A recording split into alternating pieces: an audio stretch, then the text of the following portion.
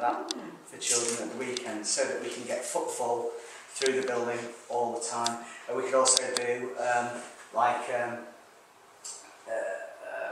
40th birthday parties, things like that. We can put tables down, we can get food brought in, things like that.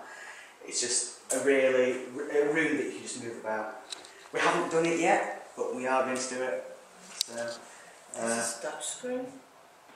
No. Speak slowly. And the viewers. Our teachers are allowed an afternoon a week to do planning, preparation and assessment time. So within that time I would deliver ICT lessons. So as a HLTA I'm expected to plan and deliver whole class sessions, and I would also mark any work that we do in those lessons. If I cover classes for management time, again I would be expected to plan and deliver my lessons, so it might be literacy, numeracy, anything really. I've done PE, RE, history.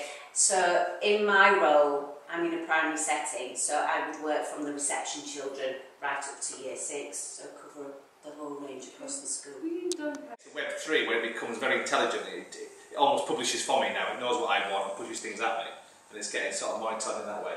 But that's where social media came from, the explosion of Web 2, and the ability for us to be publishers, not just consumers. Okay? What was quite scary last night was I was on Facebook. They're 10 and 11, they're not 18. And the content in them, I don't know if you play games consoles, but the content in them is inappropriate.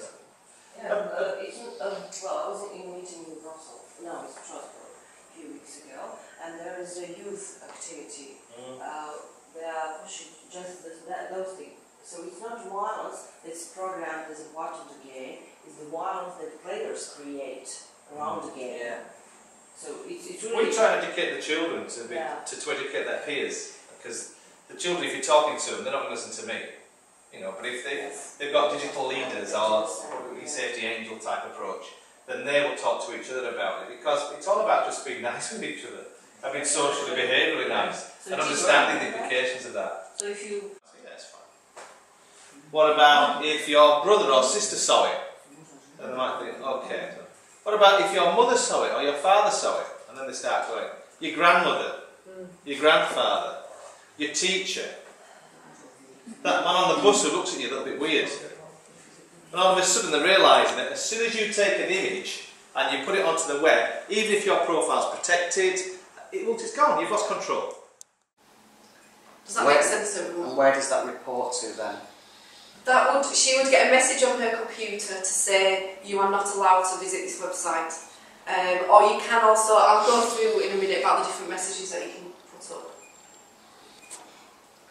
I'm going to skip that bit. You can also allow filtering based on which room you're in. So you might have a media classroom where you want to access YouTube and that sort of thing. So if the pupils are in that room, they can access those sites. If they're in another room in school, then they can't. And it can also do filtering based on time. So you could say between 12 o'clock and 1 o'clock. In some of our communities, they're small village schools, but everybody knows each other. So eventually, people will see what's happening on Facebook and what people are putting on Facebook, because it's that social network. And what you often get in these communities as well, when you get other members of staff in school, they may